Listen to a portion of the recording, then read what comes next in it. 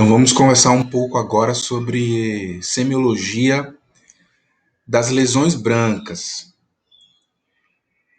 As lesões brancas, elas apresentam etiologias diversas, que muitas vezes, por conta dessas etiologias diversas, diagnósticos incorretos podem ser atribuídos, devido à sobreposição de sinais e sintomas inerentes dessas lesões.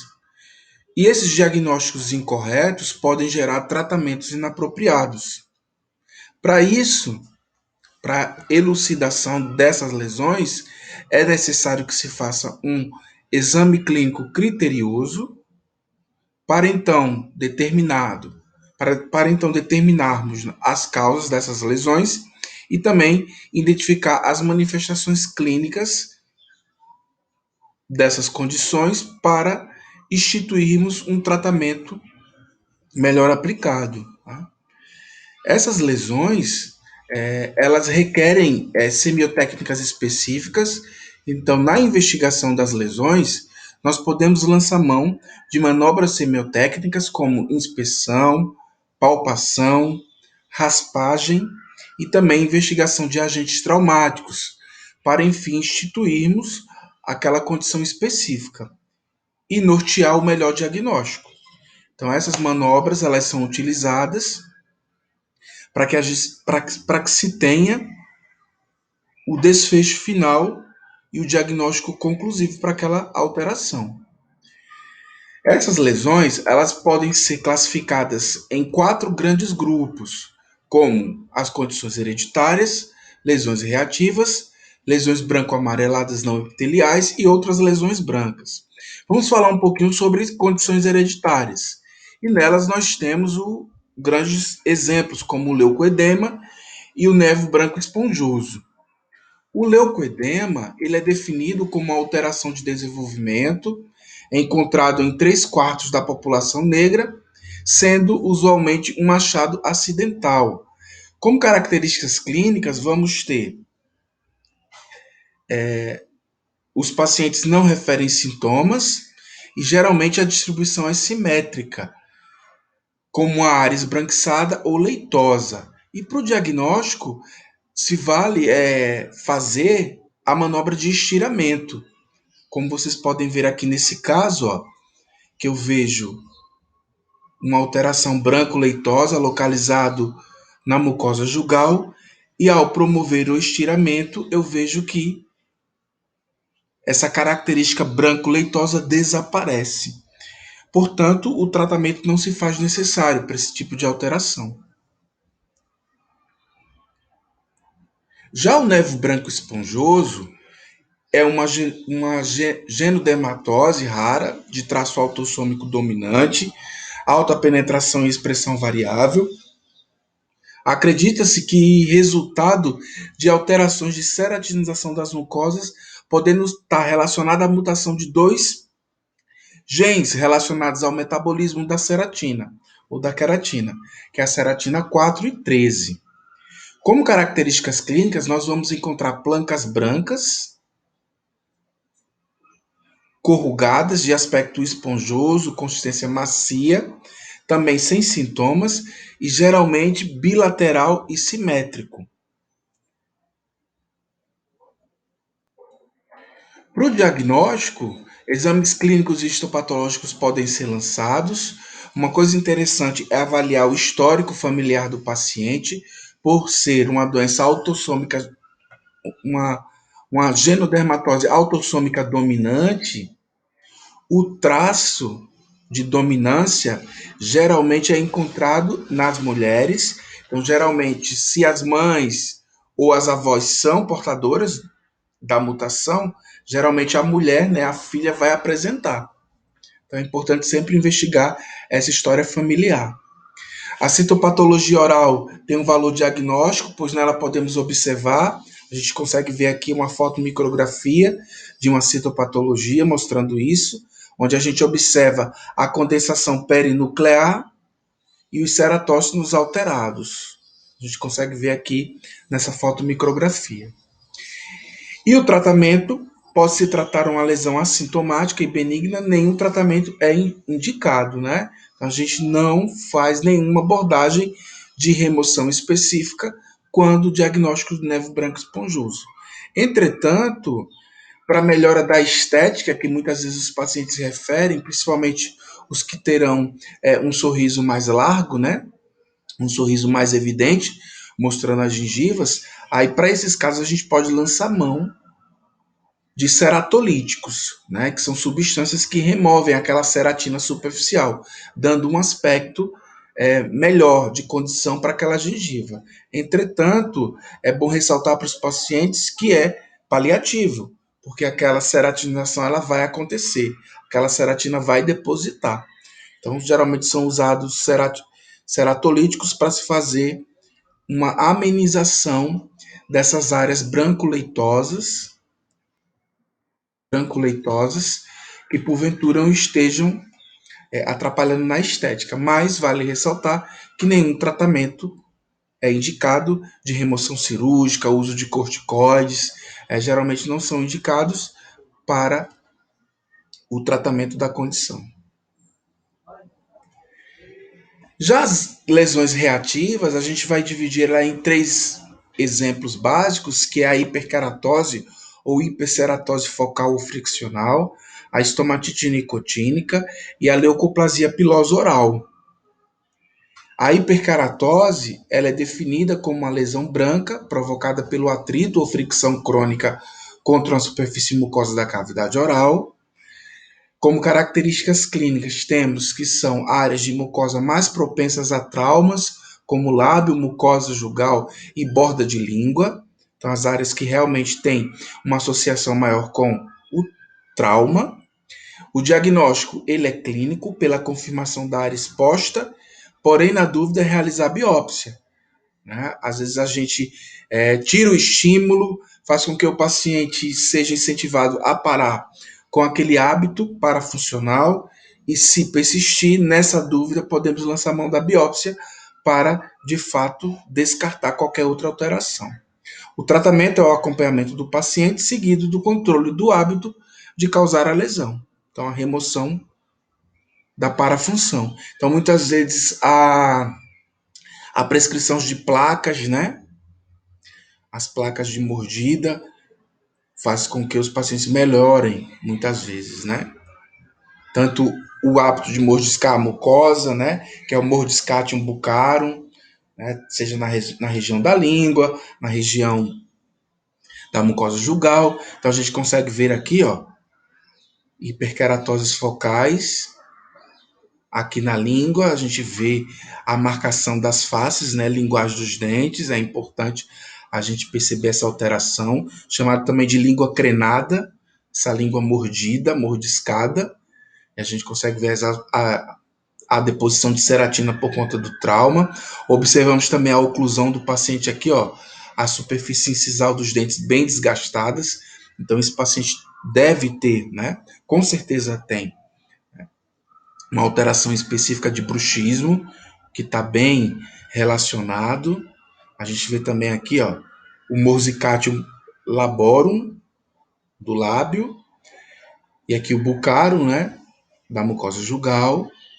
Outra coisa que a gente sempre tem que observar é a superfície oclusal e incisal dos elementos, né? Quando muito desgastadas, aí já remete bem que o paciente tem essa parafunção em mordiscar. Então é importante a gente sempre estar verificando isso. A estomatite nicotínica já é definida como uma lesão encontrada no palato de pacientes fumantes, principalmente os que fazem a inversão, né? Como a gente já tinha comentado, esse tipo de alteração na modalidade de palatinos e fumantes reversos, né? Ou pacientes fumantes palatinos reversos, né? Então, é uma desordem potencialmente maligna, quando a gente tem esse termo propriamente dito, né, por conta dessa estomatite ser mais vinculada a esses pacientes que fazem a inversão, né, que geram mais calor na mucosa. Então, na maioria das vezes, as características dos pacientes são assintomáticos, a mucosa palatina se torna difusamente cinza ou branca, com pápulas levemente elevadas com centro vermelho pontilhado. É o que a gente consegue ver aqui nessa figura, né, essas pápulas brancas elevadas, né, com áreas pontiformes avermelhadas, mostrando que existe uma inflamação crônica na abertura dos ductos das glândulas salivares menores. O diagnóstico ele é clínico, através da anamnese, e o tratamento ele é reversível com a remoção do hábito. Em torno de 2 semanas, a mucosa volta à sua total normalidade. Pode estar associado também com leucoplasia. E se a lesão branca permanece após a retirada do hábito, né, encorajando os pacientes a não fazer o uso por aquele período, se isso não for, o ideal é se fazer o exame de biópsia para tentar investigar se existe uma leucoplasia associada, tá? Então, por isso que essas lesões, elas são importantes, principalmente as que são dos pacientes que fazem a inversão do fumo, porque a gente pode estar diante já de uma desordem potencialmente maligna, sim, e talvez até uma leucoplasia. Então, por isso que é importante essa investigação.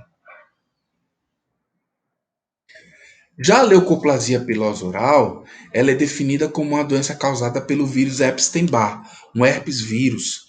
Esse herpes vírus, ele se manifesta clinicamente como uma placa branca, caracteristicamente não removível à raspagem, com localização preferencial nas bordas laterais da língua, podendo ser uni ou bilateral. A superfície pode apresentar-se plana, corrugada ou pilosa. O diagnóstico ele é associativo, então tem que se lançar a mão do clínico, sorológico, do histopatológico ou do citopatológico. O tratamento é o uso local de ácido retinóico ou por cauterização química com ácido tricloracético. Vale lembrar que no diagnóstico clínico, muitas vezes, para esse tipo de característica aqui, ó, mostrado para vocês essa placa corrugada, que não se remove a raspagem, pode ser uni ou bilateral na borda lateral de língua, tendo esses aspectos clínicos interessantes, mais tênue, mais exuberante. Então, sempre que os pacientes apresentam essa condição, no diagnóstico clínico, investigar se os pacientes têm alguma imunocompetência, se são imunodeprimidos, né? Se existe imunossupressão. Aí a gente já pode pensar fortemente em duas alterações aí específicas. Ou os pacientes serem portadores do vírus HIV, que é um marcador atualmente para que a gente possa ter essa associação, ou também que aquele paciente seja transplantado. Então, os pacientes transplantados e os portadores do vírus HIV, eles têm uma propensão maior de ter essa manifestação, por conta da maior atividade do vírus Epstein-Barr nesse grupo de pacientes, né? Que o vírus Epstein-Barr é um vírus oportunista. Então é importante a gente sempre falar isso. Então, nessa condição aqui, o diagnóstico é clínico, então cabe essa investigação, associado, obviamente, com a sorologia desse paciente, né? Para as ISTs, principalmente o HIV. Ok? Dúvidas, perguntas?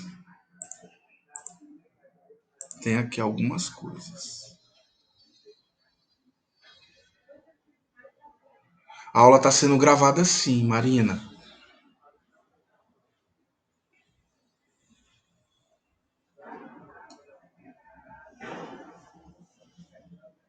Não sei se vocês conseguem ver que tem uma bolinha vermelha na parte superior da tela, aqui, ó. É porque está sendo gravado. Quando ela não aparecer, aí vocês me falam, ó, professor, não tá. É sempre bom perguntar mesmo. Vocês têm alguma pergunta, alguma dúvida?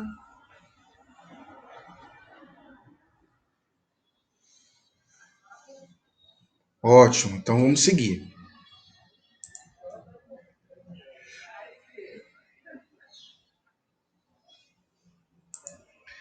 Já as branco-amareladas não epiteliais, nós vamos denominá-las de candidíase e queimaduras mucosas. Aí vem uma alteração que aparece com maior constância na clínica, né? A candidíase, principalmente, que é definida como uma infecção micótica, né, fúngica, mais comum da cavidade oral, causado pelo fungo do gênero Cândida. Então, a candidíase ela tem características clínicas e ela pode ser dividida em três grandes grupos, que é a candidíase aguda, a crônica e a mucocutânea. Sendo a aguda chamada ou denominada também de pseudomembranosa, ou a atrófica, ou também denominada de atrofia papilar central ou quelite angular. São os dois tipos de aguda que a gente pode encontrar. Nesses casos, a pseudomembranosa, que é essa aqui que eu consigo ver melhor nessas figuras, elas têm esse aspecto mais destacável. Então, quando a gente passa uma gase, geralmente elas destacam, muito associado a pacientes também com imunodepressão, com sistema imune diminuído. Então, elas têm esse aspecto de nata de leite e se remove com muita facilidade, localizada em toda a superfície da mucosa oral, principalmente na região de palato mole e orofaringe. Essa é a pseudomembranosa. Já a atrófica, ou chamada de atrofia papilar central, que é essa localizada aqui na língua, que antigamente era denominado também de glossite romboidal mediana, que no passado a glossite romboidal mediana era considerada uma alteração de desenvolvimento, e foi visto que não, que ela existe que ela possui, né, que ela apresenta uma etiologia própria, que é a infecção por cândida. Então, essa atrofia que é dada, né, que é encontrada principalmente nos pacientes que não fazem higienização da língua ou que tenham a imunossupressão instalada. Então, ela é bastante encontrada nesses pacientes. Ela pode ser denominada de atrofia papilar central. E a outra condição, que é a quelite angular, que a gente consegue ver aqui, que já é mais uma lesão que tem uma alteração mais vermelha, com áreas de ulceração, muitas vezes associado com queimação ou prurido, localizada na comissura dos lábios, geralmente bilateral, associada a pacientes que têm imunossupressão, idosos que perdem a dimensão vertical de oclusão e também pacientes que têm deficiência de ferro, né? Que tem alguma anemia associado. Então, é mais comum nesses grupos de paciente. Já a crônica, ela pode ser chamada de atrófica. Nela a gente tem a estomatite protética, que a gente consegue ver melhor nessas figuras aqui. Então veja que é a candidíase associada àquela prótese que o paciente não higieniza, não remove para fazer a devida higienização da boca, das mucosas, nem da própria dentadura, muitas vezes vinculada aos pacientes de portadores, né, de prótese total, superior principalmente, a gente vê com maior constância também essa característica avermelhada e muitas vezes associada a prurido. Né? Então, para esses casos aqui da estomatite protética, temos que observar de fato se tem a candidíase, porque muitas vezes o paciente pode ter uma prótese bem higienizada, pode ter também uma saúde oral muito boa e terem essa marcação, né? Avermelhada, sem queixas. Aí muitas vezes é por conta do hábito permanente. E nem sempre a gente encontra o fungo presente, né? Por isso que é importante fazer o exame para ver se tem um fungo, né, que é o exame de citopatologia. Então, é o exame padrão ouro para a gente investigar e ter o diagnóstico, né? É o exame de citopatologia, onde eu faço o esfregaço, o raspado daquela área, coloco o material encontrado do raspado numa lâmina e fixo em álcool, geralmente álcool absoluto, álcool que tenha menos água, né? Então, o melhor álcool para fixar esse material é o álcool absoluto, 99, 98. Não tendo álcool, vocês podem até utilizar o 70, mas a viabilidade para o exame tem que ser de imediato, levar rapidamente para o laboratório para que se faça o exame para as células ficarem viáveis. Então, quanto maior a gradação do álcool, melhor para a viabilidade da célula e a gente conseguir ver, por exemplo, as características das alterações que aquele micro-organismo está causando. Então, a gente consegue ver aqui ó, os esporos de Cândida e também as hifas, o que mostra que o paciente apresenta uma candidíase clínica também. Então, essas hifas é a manifestação, é o padrão ouro encontrado para se dar o diagnóstico de candidíase, né? Apesar de ter já essas alterações clínicas importantes, o citopatológico é confirmatório. Então, é o raspado da área, deposição do material raspado na lâmina e, posteriormente, fixação em álcool. Aí vocês podem perguntar, mas pode ser o formol? Não, é o álcool. Para células, de um modo geral, geralmente o álcool e a acetona, que são os melhores fixadores. Como a acetona é muito cara e a gente também não tem um acesso direto, né, porque é bem controlado a venda da acetona, aí a gente usa o álcool por ser mais barato, né, e a gente tem um acesso maior a esse tipo de fixador. Então, a estomatite protética é isso. Então, a gente pode ter ela vinculada ou não ao fungo, né? Obviamente que quando tem essa exuberância maior e a queixa de ardência, com certeza a gente já caracteriza ela como fúngica, né? Aí o tratamento para esse tipo de alteração, na verdade, são o uso de fúngicos, antifúngicos tópicos, né? Então a gente lança mão de vários antifúngicos, nistatina, é, miconazol, tricomazol, vários antifúngicos a gente pode lançar mão para tratar esses pacientes. Aqui já temos a crônica hiperplásica, onde eu tenho uma elevação maior, uma placa que já não se remove a raspagem, mas veja quando o paciente faz um antifúngico, melhora da condição. Aqui na região retrocomissural eu consigo ver também. Com isso, tem uma grande dica que a gente pode falar para vocês. Geralmente, nas lesões brancas, o ideal, quando a gente tem dúvida e pensa muitas coisas, o ideal para aquele paciente ter uma investigação mais consistente é que no período de uma semana ele faça um antifúngico, né? Porque se ele tem a lesão branca, e se essa lesão branca ela for por fungo, ela vai o quê? Redimir, vai desaparecer, né? Vai ficar menor. Aí a gente já melhora as possibilidades de diagnóstico. Então, um critério que a gente utiliza na investigação das lesões brancas, que antes de qualquer coisa que se possa fazer, é aplicar o antifúngico, para justamente a gente descartar a lesão fúngica presente naquele caso. Então, é uma dica interessante e importante que a gente sempre tem que lançar a mão. Ok, gente? Dúvidas, perguntas?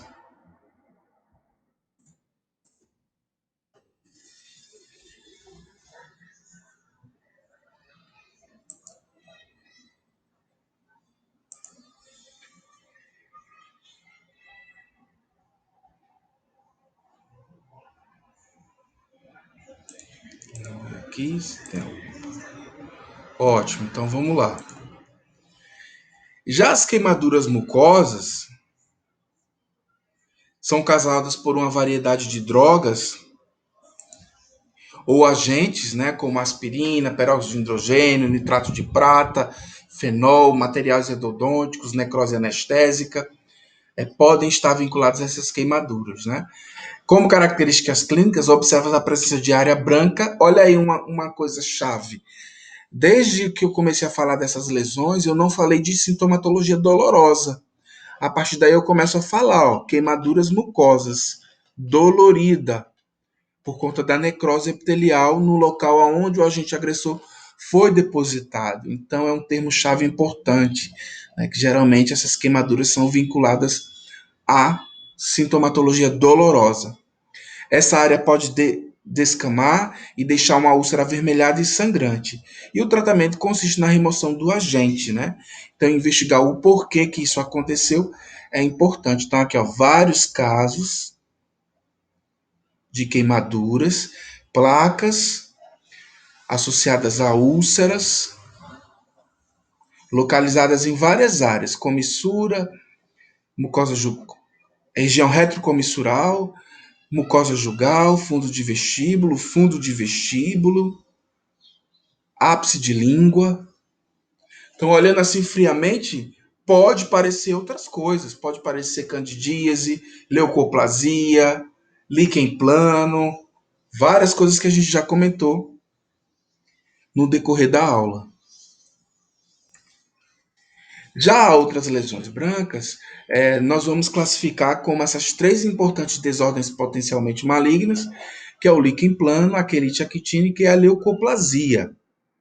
O líquen, como nós já sabemos, é uma doença mucutânea inflamatória crônica mediada por célula T de causa desconhecida.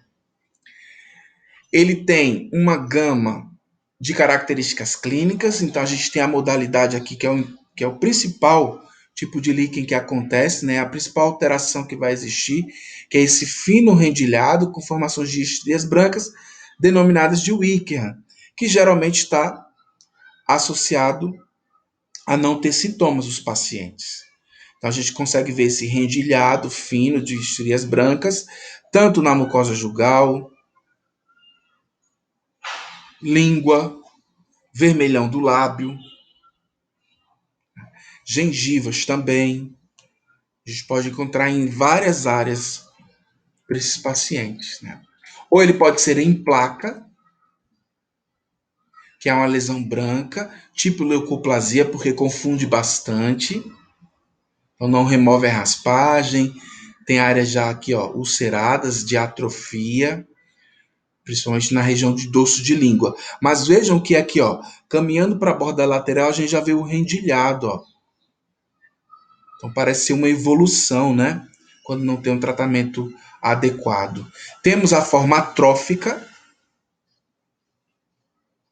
que a gente consegue ver aqui, ó, mais avermelhado, com esse padrão mais periférico de estriações brancas. E muitas vezes pode estar associada à forma reticular e à principal forma, que é a erosiva, que a gente viu lá como principal desordem maligna.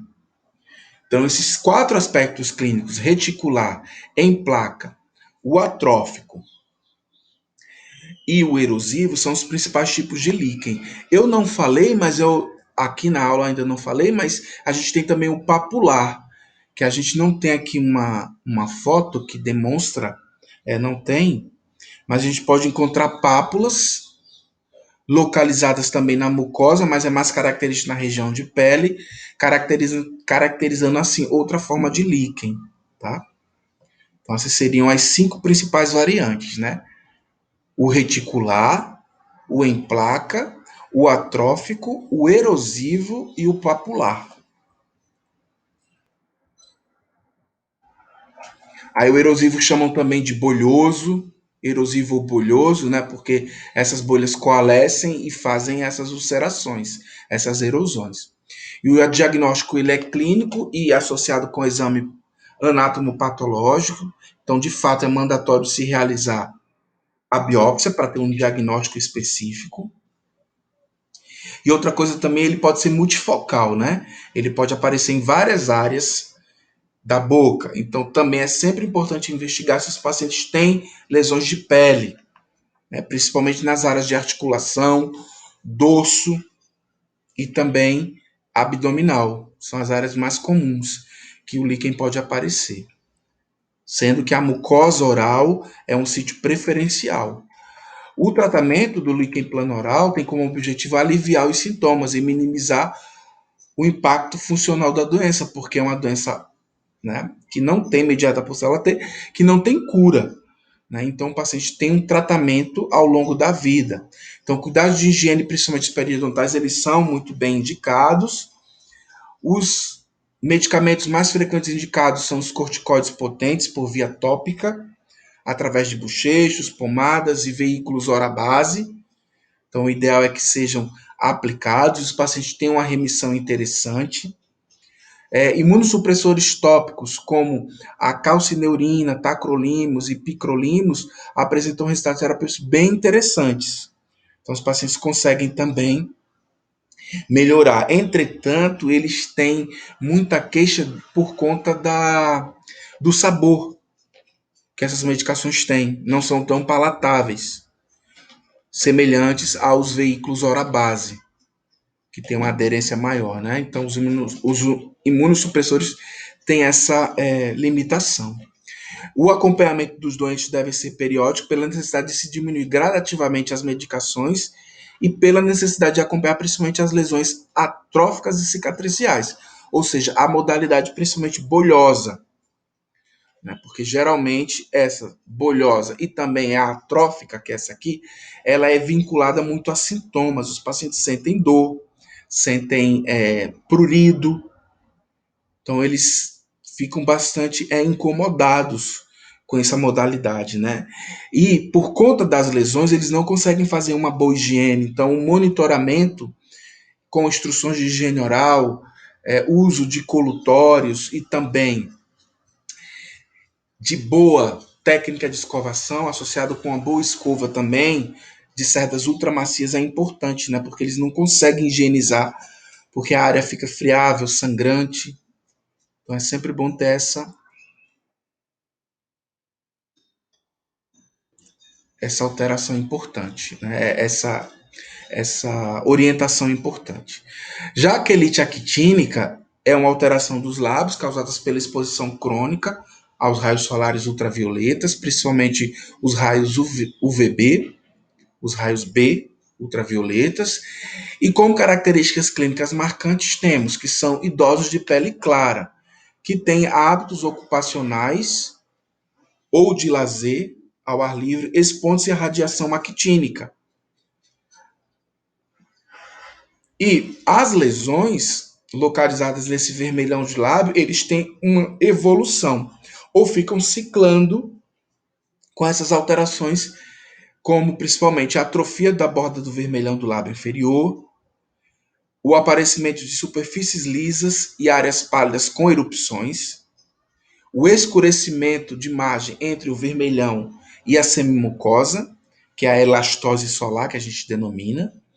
Áreas ásperas e escamosas desenvolvem-se nas porções mais ressecadas do vermelhão, formando lesões brancas, que muitas vezes essas lesões já são leucoplasias. Por isso que, quando existe essa intermitência, né, esse ciclo alterado de aparecimento da lesão, cicatrização, aparecimento da lesão, cicatrização, formando ulcerações, crostas, o ideal é se fazer a biópsia, porque a gente pode estar diante, né, de uma quelite actínica já verdadeira, com traços de leucoplasia e, quiçá, um carcinoma in situ ou de células escamosas. Então, por isso que é importante sempre ter essa investigação, né? Muitos pacientes, aqui ó, os pacientes eles devem usar o protetor labial com fator de proteção solar de no mínimo 30,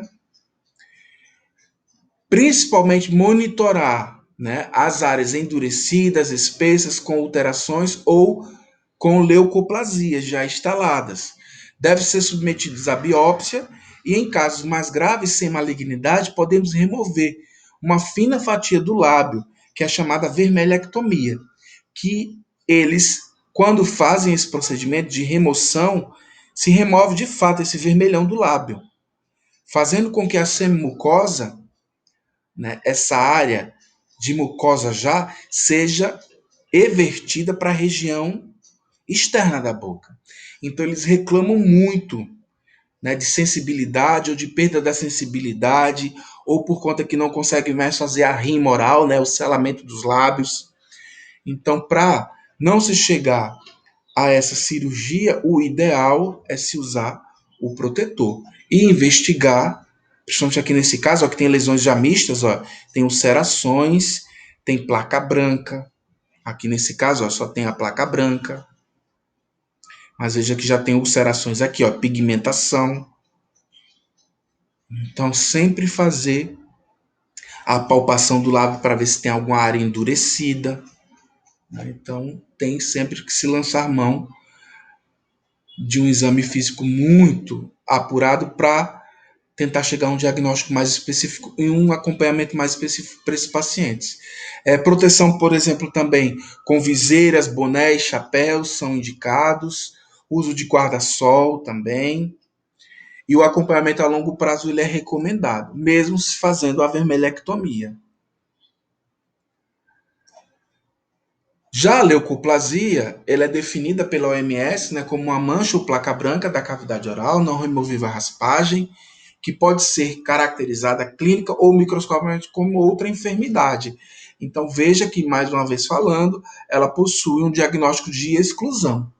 Então, frente a tudo que a gente já viu, a gente tem que primeiro pensar nessas alterações para depois instituir clinicamente essa leucoplasia. Obviamente que o diagnóstico para essa alteração, para essa alteração, ela é importante através da biópsia, para se investigar as displasias encontradas aí, ou até mesmo um carcinoma in situ. Mas quando isso não acontece, a gente realmente vai tentar excluir outras alterações para se ter o diagnóstico clínico de leucoplasia. Então, elas têm uma evolução clínica interessante, elas iniciam como uma placa delgada branca, uma placa delgada branca, que a gente chama de leucoplasia inicial. Logo em seguida, a gente tem uma espessura dessa placa, ou ela fica mais homogênea. Né? Geralmente, nesse crescimento, vamos encontrar fissuras, que podem ser numerosas. Então, a gente já começa a ver fissuras. E com essa evolução maior, essa leucoplasia ela pode se tornar bem irregular sua superfície, com sulcos mais marcados e áreas de ulceração. É o que a gente encontra aqui nesse tipo de alteração. Tá? Então vejam que essa transição do epitélio para a leucoplasia vai ter uma evolução muito típica e específica, que muitas vezes pode ser mista. Vejam que ao longo da vida esse epitélio ele vai o quê? Alterando e muitas vezes fica totalmente atrófico, avermelhado. Por isso que eu falei lá para vocês quando eu falei de eritroplasia, que parece que ela é uma evolução da leucoplasia, né? Por conta dessa destruição que ao longo do tempo pode ser causada. Então, áreas de ulceração, de sulcos mais profundos podem estar vinculados ao amadurecimento daquela leucoplasia. Então, elas tendem a ter essa evolução. Né? Então, a gente consegue ver através das figuras aqui que a leucoplasia inicial instalada pode evoluir para uma leucoplasia espessa ou homogênea ou uma leucoplasia granular ou nodular.